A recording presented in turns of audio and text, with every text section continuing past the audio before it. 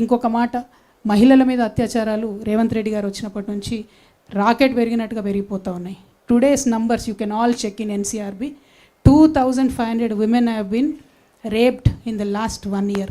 అంటే average daily ఒక 7 మంది ఆడబిడ్డల మీద అత్యాచారం జరుగుతుంది మన తెలంగాణ రాష్ట్రం. ఇవి రిపోర్టెడ్. అన్రిపోర్టెడ్ ఎన్ని ఉంటాయి? అంటే ఎందుకంత భయం లేదు? పోలీసులు అంటే ఎందుకంత భయం లేదు? ప్రభుత్వం అంటే ఎందుకంత భయం లేదు? మా ఆడబిడ్డలకు ఎందుకు రక్షణ లేదని నేను ముఖ్యమంత్రి గారిని స్ట్రేట్గా క్వశ్చన్ చేస్తూ ఉన్నా. At the same time communal violence బీభత్సంగా పెరిగిపోతుంది.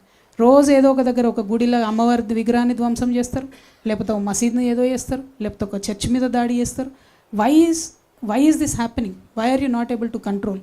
అంటే హోమ్ మినిస్టర్ మీరే ఉంటారు, లా అండ్ ఆర్డర్ కంట్రోల్ చేయరు. హోమ్ మినిస్టర్ మీరే ఉంటారు, మహిళలకు సెక్యూరిటీ ఇయ్యరు. విద్యాశాఖ మంత్రి మీరే ఉంటారు, పిల్లలు చచ్చిపోతున్నా కూడా రివ్యూ చేసే అవకాశం ఉండదు. ఇక ప్రజలను కలుసుడు, మమేకమవుడు అని చాలా పెద్ద పెద్ద మాటలు చెప్పారు అంతకుముందు. ప్రజావాణి ఎక్కడ పెడుతున్నారు? Command control 1 day. తర్వాత ప్రజావాణిలో చిన్నారెడ్డి గారు ఉంటారు, ఇంకొక ఆఫీసర్ ఉంటారు తప్పితే ఇంకెక్కడా లేదు. అంటే సీఎం గారికి కనీసం ప్రజలను కలిసే తీరిక లేదు. మరి లేకపోతే ఎందుకు మాట ఇచ్చినట్టు? మీరు ఇచ్చిన మాట తప్ప మేము ఇంకోటి అడుగుతలేం. సెక్రటేరియట్కి ఎన్నిసార్లు వచ్చిరండి రేవంత్ రెడ్డి గారు? ఈయన కూడా వాస్తు ప్రాబ్లంతోనే వస్తున్నారా లేదా అన్నది అర్థం కాని పరిస్థితి. రివ్యూలు ఎక్కడ పెడుతున్నారంటే కమాండ్ కంట్రోల్ రూమ్ లేదా ఎంసీహెచ్ఆర్డి. మరి సెక్రటేరియట్ ఎందుకు కట్టినట్టు? సెక్రటేరియట్లో మార్పులు చేర్పులు ఎందుకు చేసినట్టు? మీకు కూడా వాస్తు ప్రాబ్లం ఏమైనా ఉందా? మరి మీరు ఆరోపించినట్టుగానే అనేది సూటిగా మేము ప్రశ్నిస్తూ ఉన్నాం. అంటే ఒక పక్క ప్రజలతో మమేకం గారు, ఇంకొక పక్క దారుణమైనటువంటి విధ్వంసం జరుగుతుంటే పట్టించుకోరు, ఇంకొక పక్క హైడ్రా పేరుతోని ఒక పేద తల్లి గుండె ఆగిపోయింది. అన్ని పర్మిషన్లు ఉండగా కూడా మీరు ఎవరిని పడితే వాళ్ళని కూలగొడతారు. మీ మంత్రుల ఇళ్ళ దగ్గరికి పోరు, మీ కుటుంబ సభ్యుల ఇళ్ళ దగ్గరికి పోరు, అని మిగతా వాళ్ళందరి మీద మాత్రం హైడ్రా నడుస్తుంది. బతుకమ్మ కుంట పోతిరి, ముఖ్యమంత్రి కూడా వాయాడికి అందరు పోతే ఇనాగ్రేషన్ చేస్తారు. ఇప్పుడు కోర్టు తీర్పు వచ్చింది.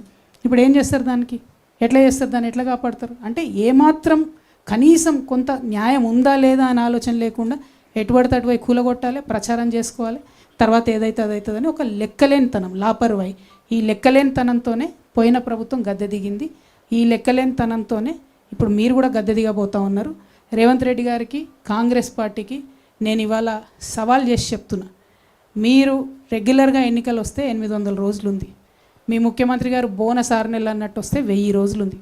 ఈ 1000 రోజులల్లా కాళ్ళకు బల్పం పట్టుకొని తెలంగాణ అంతా తిరుగుతాం. తెలంగాణ రక్షణ సేన ఖచ్చితంగా కాంగ్రెస్ పార్టీని గద్దె దించి తీరుతామని కూడా ఈ సందర్భంగా తెలియజేస్తూ